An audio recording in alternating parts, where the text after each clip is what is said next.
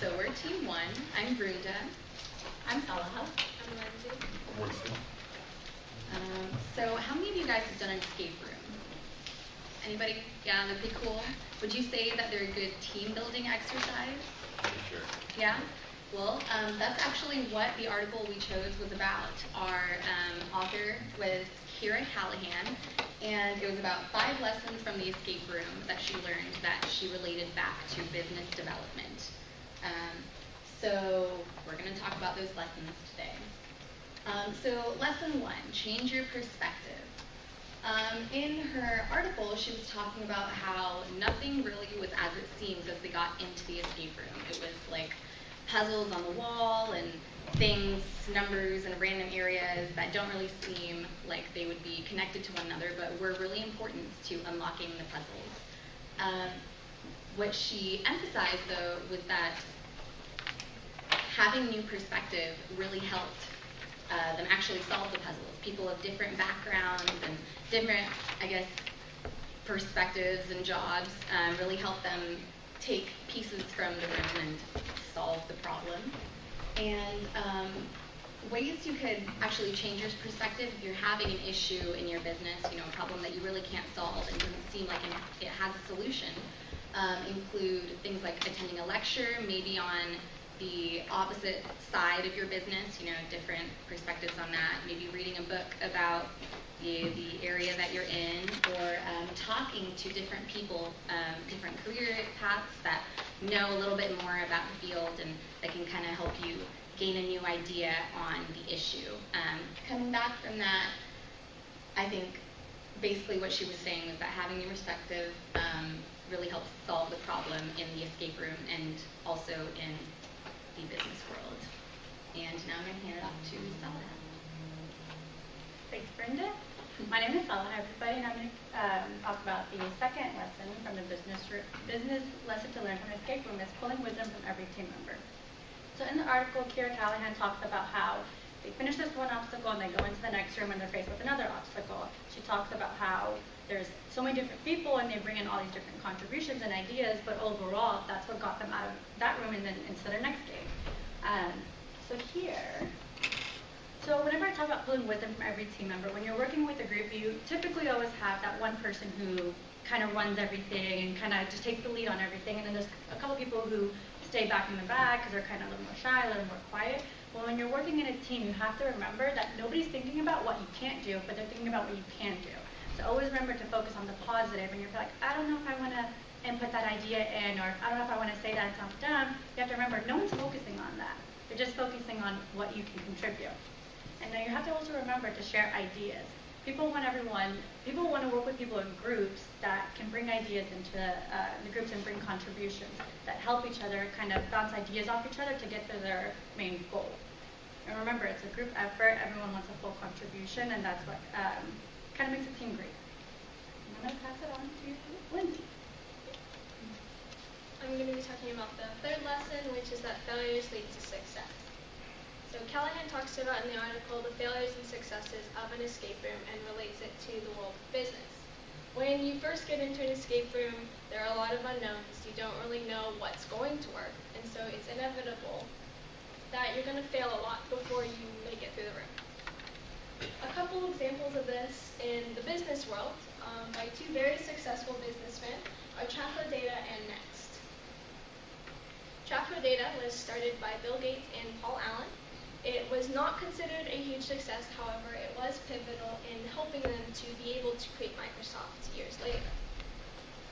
Next, by Steve Jobs, is very similar. After he was fired from Apple, he went back to his creative roots and created Next. Also, it was not a huge success, however, it was later bought by Apple, which brought Jobs back into the company, which of course we all know he became the CEO of years later. This is a quote by Steve Jobs in his 2005 commencement address to Stanford.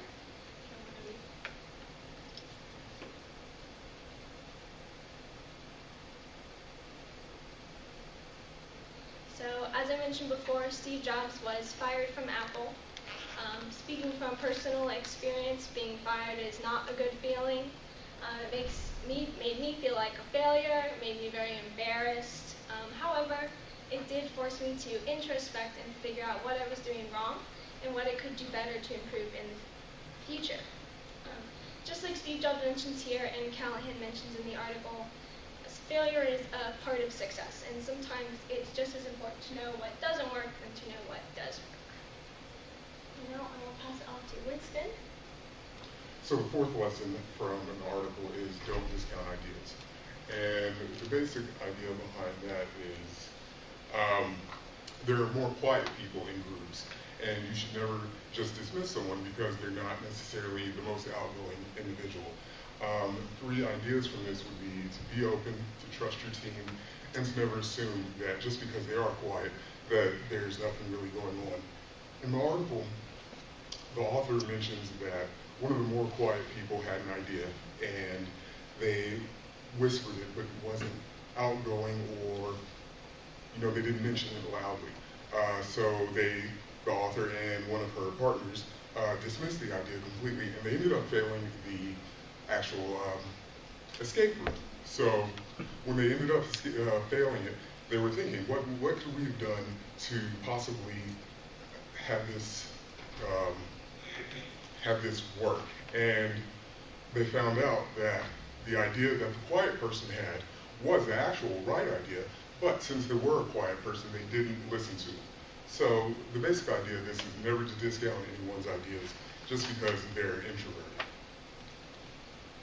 So don't assume your way is the only way. That's always a good example. Don't assume someone who is quiet does not have any ideas. Usually, if you think about it, they're there for a reason too. So if they were hired in the business, they're obviously capable of whatever needs to be done. So just because they're not extroverted doesn't mean their idea is invalid. And do embrace ideas that aren't your own, because basically people have different perspectives from what you have, and it could help solve a problem. This is a quote by Stephen Hawking. And I feel like it's pretty self-explanatory. Quiet people have the loudest minds. It's just fair to never assume that someone who's not outgoing doesn't know anything. So I'm going to turn it back over to Linda. Thank you. So the final lesson, keep your sense of humor. Really, what she's just trying to round out the article with is that at the end of the day, you're in your career for a reason, and you're in the escape room for a reason, there to have fun, and really what drives you forward is, just keep having fun. Remember that it's for fun, and just keep rolling on.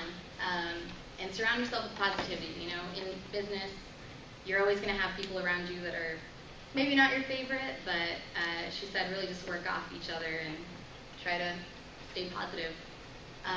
So at this point in the presentation, we would have had a game in our actual one, just kind of an activity, maybe like an escape room puzzle, but we didn't want to give it away, so this is actually the end. Okay. Thank you very much.